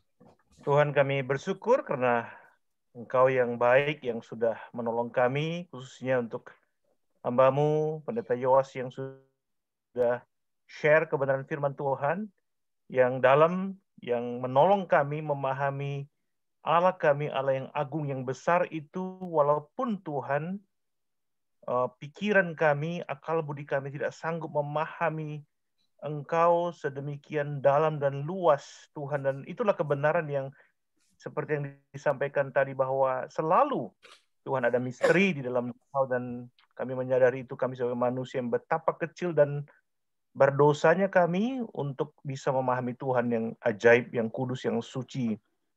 Terima kasih Bapak untuk hamba-Mu yang setia, yang sudah sharing firman Tuhan, pengajaran pada malam hari ini. Biarlah kami semua, jemaat Tuhan yang sudah menikmati pengajaran ini, boleh bertumbuh dalam kebenaran-Mu, bahkan membawa hati kami semakin bergairah kepada Tuhan, semakin melihat Allah kami, Allah yang hidup, yang menyelamatkan kami, yang mengasihi kami sedemikian rupa.